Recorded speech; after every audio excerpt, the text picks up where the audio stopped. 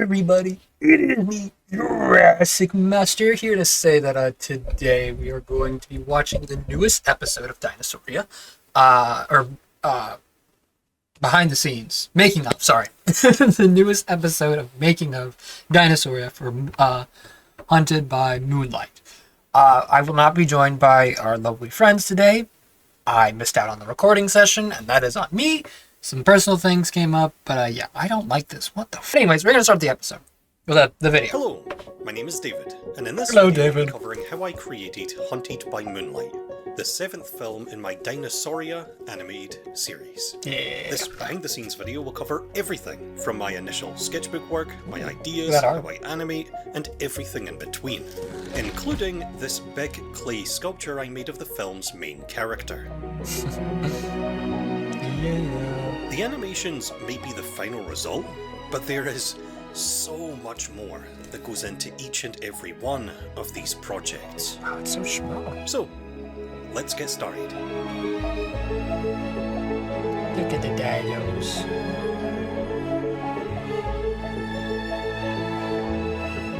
Look at the model. Look at the cat.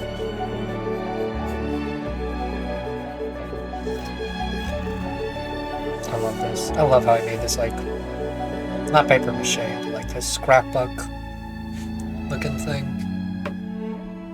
It's so Hunted cool. by Moonlight is actually an idea I've had since the very start of this series. Oh, fuck. You see, the Dinosauria series started back in 2020 with a film I made called Old Buck, which Yeah. I enjoyed working on so much that I immediately decided to expand it into a whole series of dinosaur-themed films. But the initial concept I had in mind was to make each film as experimental and as unique as possible. And one of the very first ideas I had for yeah. this series was a film called Forbidden Fruit. This film was gonna be a dark, gothic, fairy tale horror film, and wasn't going to be paleo accurate whatsoever. It featured heavily stylized retro dinosaurs animated in a fake stop-motion-like style. Ooh. This here is how different the Dinosauria animated series almost was. I don't know. I think it would be fun if I he liked did like a a lot about this spin-off. idea, but the more the of, like, the Dinosauria series claymation took kinda shape style? as we know it now, the less Forbidden Fruit really fit within it. And while I did eventually get to animate some retro dinosaurs in Terrible Lizards, it was actually the gothic fairy tale story and spooky atmosphere of Forbidden Fruit that really drew me to the concept, both of which served as the foundation of what would eventually become Hunted by Moonlight. But because this idea has been in the back of my mind for almost 5 years, it's gone through a bunch of different revisions. The most notable of which was a scrapped version of this film set in Cenozoic Argentina. This version of the film would have featured the New World monkey Homunculus and the terror bird Forus Racus in the two main roles. He has models, so he could make As another you one can with see, these. I even started 3D modelling and rigging these two characters. I remember pivoting the setting from Cenozoic to Mesozoic specifically after discovering Brian Eng's paleoart reimagining Dilophosaurus based on all the latest research, which totally inspired me. They do season 3. I They can had do. finally Cenozoic. found my Guillermo del Toro fairy tale monster. Speaking of which, it probably comes as no surprise that this film is heavily inspired by dark, gothic fairy tales. These Spooky. famous stories like Hansel and Gretel and Red Riding Hood were originally written to be scary, cautionary warnings to teach children of the dangers of the world. But now we have Hunted by dinosaurs. Moonlight is presented exactly like one of these fairy tales. It's a story about a bunch of troublesome children who are tempted by suspicious sweet treats, leave the safety of home, wander too far into the woods, and are Oh. attacked by horrible monsters in the dead of night.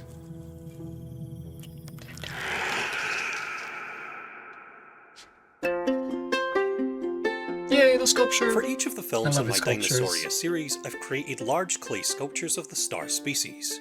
For Hunted by Moonlight, I of course decided to sculpt a Scutellosaurus. Based on this piece of concept art, I started this piece by creating a skeleton of aluminium foil and wire, which I then covered in a thin layer of DAS air drying clay and milliput. Oh, that tail's long. In layers, I then slowly bulked out the piece, added arms and bored peg holes into the gnarled tree branch base so the dinosaur could securely stand on Kind of top reminds of it. me of Nightmare Before Christmas with the swirling The mountain. scaly skin of this Scutellosaurus was created using my usual methods. With these pre-made texture plates, I create patches of skin, which I then dress the model with. Any extra details like scale variation and skin folds are then carved on top. The final sculpting step were the scutes of this Scutellosaurus. These were all balled up, sculpted and applied one by one. Once I was happy with the finished sculpt, I accidentally tried to prime the piece with a spray varnish, then correctly primed it with a spray primer, and painted the piece with acrylic paints and brushes. Yay. Painting the base was relatively easy, but I must have repainted the Scutellosaurus itself like 3 or 4 times before I finally settled on these exact blue and pink hues. I think the finished sculpture is quite striking. The gnarled tree branch base Yeah, the covered in tree mushrooms really evokes really cool. the gothic fairy tale feel of the film, which is perfectly matched with the childlike innocence and curiosity of the Scutellosaurus perched on top. I'm still not overly happy with the paint job though, and while I think the silhouette of this piece is probably its strongest feature, little details like the twist of the tail and just how bowed this leg is kinda bother me. I don't know. I think it looks good. But besides that, I think the really tail is a walked little to this little sculpture.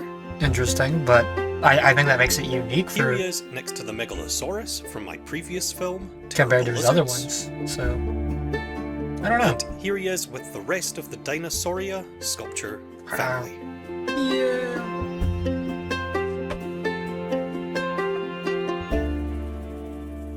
What's next? What you got? The star species of this film is Scutellosaurus. These little dinosaurs were less than 2 meters long and were covered in hundreds of small, bony osteoderms. These humble, armoured little guys were basal thyreophorian dinosaurs, the group that would eventually give rise to the stegosaurs and the ankylosaurs. Some of the coolest and most heavily defended animals to ever exist. Right. I intended the 3 Scutellosaurus in the film to be siblings, 2 brothers and a sister. There's the older brother, who is the most rambunctious and troublesome of the 3, and bears the scars of his many misadventures. Isn't that one? That one died, Then there's right? the older sister, just as playful as her brothers, but easily the most sensible, cautious, and caring of the group. And finally, the youngest of the 3 is our main character, who follows and mimics everything his older brother does, even if it goes against his own instincts. Considering that they all likely came from the same clutch of eggs, they're not literally older or younger than one another. Those are just the relationships I was imagining while writing and animating the film. That was it. The next animal I'll be talking about is Ceratosaurus, which was a basal sauropodomorph. Again, very humble beginnings, as this group would eventually give rise to some of the largest and most impressive creatures to ever exist.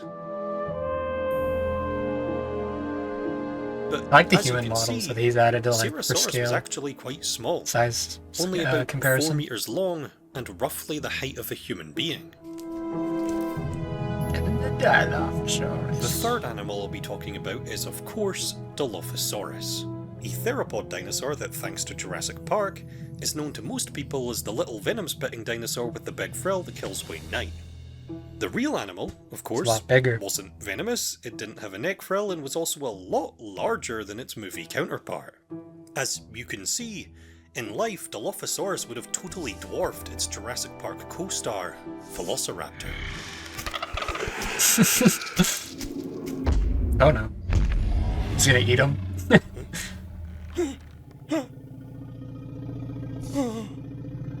Hey, buddy. Dilophosaurus was in fact much larger than anything else in its ecosystem, multiple times larger than the animals it was hunting. At 6 meters in length, it was actually easily one of the largest land predators of its day. The most distinctive feature of Dilophosaurus are definitely its namesake, crests. But these iconic structures are surprisingly not very well known. The fossils we have are super fragmentary. We don't actually know their size or shape.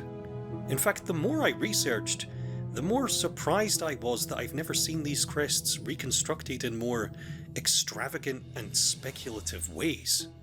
This is why I decided to cover these crests and feathers, instead of the keratin you often see in reconstructions. There's 3 of them, right? There are 3 different Dilophosaurus in the film, I like this and pedestal. their roles were written to mirror the 3 Scutellosaurus.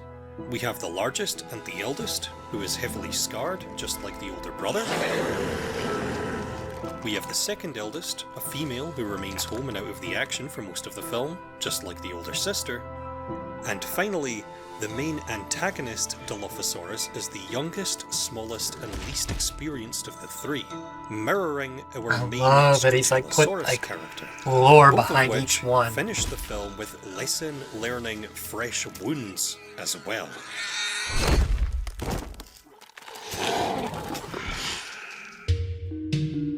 With all of the big and obvious names out of the way now, I feel the need to discuss the weirder little critters of this film. And The first of which I want to talk about is Ramphinian, which was a small pterosaur. I thought This this was animal's exact phylogenetic placement is tricky because of how fragmentary the fossils are. I decided to reconstruct the animal closer to Dimorphodon than Rhamphorhynchus, which I think is fine for what we know of the animal so far. I love how The sprawled next out he little is. critter I want to talk about, and the first animal we actually see in the film, is Eosicilia. Caecilians, for those of you who don't know, are a fascinating little group of worm-like, totally limbless and mostly blind amphibians that are still alive today. Eosicilia is a superbasal one, found in the Kayenta Formation that still has its tiny little legs. Next, we have some snails, which were unironically one of the most enjoyable creatures I've had to create for this whole series. There's something genuinely wonderful about lovingly recreating an animal so regular. And finally, in the film, we see the remains of a Scutellosaurus, multiple Ceratosaurus, and a single Kayentasuchus. I really wanted to include one of the Kayenta Formation's crocodilomorphs in the film, but couldn't find an excuse to properly feature one within the confines of the story. Unfortunately, a small, simple Kayentasuchus skull cameo was all I could really squeeze in. Oof. Before I move on to the next segment, I just wanted to say that if you want to support the Dinosauria series, please check out my Patreon page. For sure. Not only can you read the sketchbooks I've been showing off in this video, but I also post weekly updates on my progress and renders, like the ones on screen right Painting now. him. That's funny. Thank you. I like that. Yes, please go support them. They're so cool and making these. Yes, animation. I create these and films music. using a mix of 2D and 3D animation. The environments are 2D elements which I paint in Photoshop, and the characters are 3D models that I animate in Blender. People call my animation style cel-shaded, but that's not really correct. My 3D models actually aren't shaded at all. All the light you're seeing on this Dilophosaurus, for example, is fake. It's a texture which has been painted directly onto the skin. The great thing about this approach I is think that that style, like these that 3D alone, I think it's very unique, and like I like it when people do that. Like, don't get me wrong, cel shading is nice, but I think like actually painting on the model I think it's like because it does make it a little bit harder for like lighting reasons, but like how he did it was really good, and I love it. As someone who's going for animation, very well. I love it. The downside is that the lighting on these characters is totally fixed. I can't really relight a character without at least partially repainting it. Light and shadow are key parts of this film's aesthetic, and to help combat this lighting limitation, I created multiple skin variants for each character. Each character had at least a shadowed skin and a brighter skin. The shadowed skins were used for most of the film, and the brighter skins, which were more detailed, were used for select shots, mostly close-ups. That's pretty cool.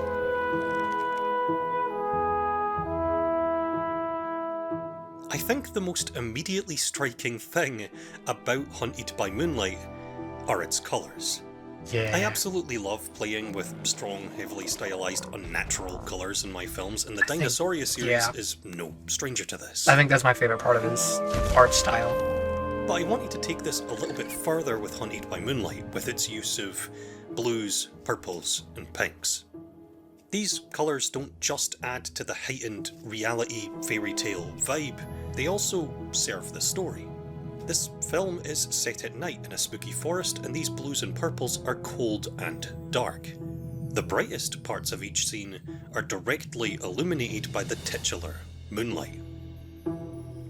The pinks in this film purposefully clash with this colour scheme.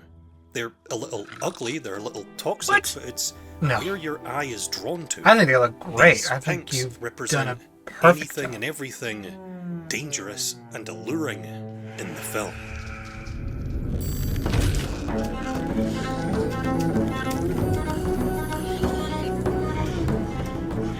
The original soundtrack of this film was created by Ivan Dutch, and I love this soundtrack. It's incredible.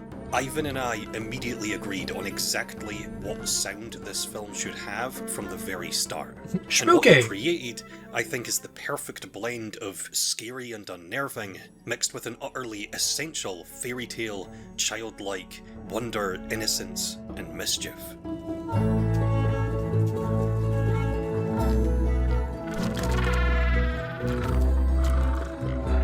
Ivan plans to make his own behind-the-scenes video on his channel covering exactly how he created the music for this film, which I will link below when it becomes available.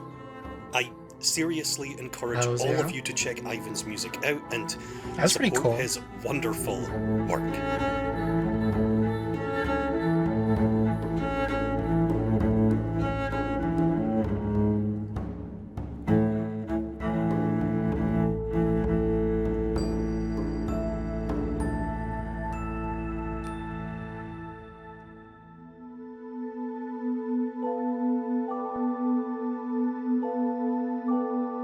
I like this film a lot. It has a strong and pleasant art style, the story is compelling, and the whole thing is paced very well. But the film is far from perfect, and I have two main problems with it. This was the first pretty good. Is how I portrayed the setting. I do love this tall, foreboding, dying woodland environment, and I think I chose it subconsciously to help add to the scary fairy tale vibe of the film.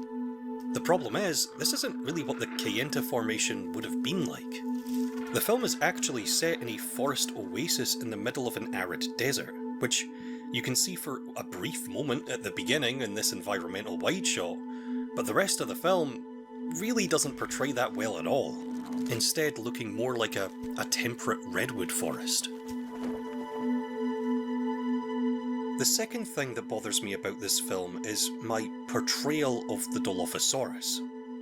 You see, I really enjoy portraying even the biggest and scariest carnivores in my films with a realistic amount of compassion. These were real animals who would have had violent moments and peaceful moments, but they weren't evil or malicious. Some of my films, like A More Ancient Spring, even make a point of this, portraying the Gorgosaurus as a villain at the start of the film, but as the film progresses, the animal is then shown to be a necessary, healthy part of the ecosystem with reason behind its actions. However, for the purposes of Hunted by Moonlight, and it's very simple fairy tale structure. Yeah, I was gonna say, like, This that's kind type of nuance. I think that's fine with having it, like, this episode alone being kind of more on the fantasy side, because how you set everything up in this episode is, like, it's fantasy. It's like, it's like, you're not gonna, like, they're not, I don't know. I'm glad he isn't taking the, like, taking it like super seriously. I feel like a lot of dinosaur fans are like, oh, this isn't 100% accurate to the movie or to the, like, actual paleontology thing. But, like, sometimes I'm fine with it not being 100% accurate to, like, what's found in the fossils. Like, it's a movie. I'm glad he took it into a more fantasy kind of style. I think if he did that at any other holiday, like, if we did a Christmas fantasy style one, I don't think I would enjoy it as much. But it's a Halloween one, and it's, like, spooky. So, like, I'm fine with it. I think it's great. But I understand if, like, you for the most part, you've kept this series very realistic and, like, naturalistic. But I'm honestly, I'm happy that you made it kind of more fantasy and whimsical. I don't know if whimsical is the right word for this part. But I don't know, maybe that's, like, the 10-year-old me talking. But yeah. Clashed with the concept. For this film to work the way I wanted it to work, these Dilophosaurs had to be literal monsters, and had to be seen exclusively from the perspective of their prey.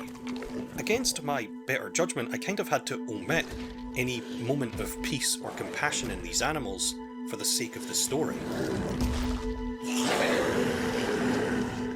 But other than those two relatively minor things, I actually really like this film. I came up with this concept almost 5 years ago, and it's really satisfying to see the idea finally realised. I bet. I think my absolute favourite thing about Hunted by Moonlight is just how unique it feels. As far as dinosaur media goes, I'm not sure anyone else has done a fairy tale horror story. Nope. I'm usually super critical of my own work, but even now, after rewatching this film 20,000 times over the course of its production, it still feels really new and fresh to me. And I'm very proud of that. I think you did a great job, I'd say dude. it's my favourite of the series if it weren't for the next film, Monsters Down Under, Ooh. which I think I'm starting to like a little bit more.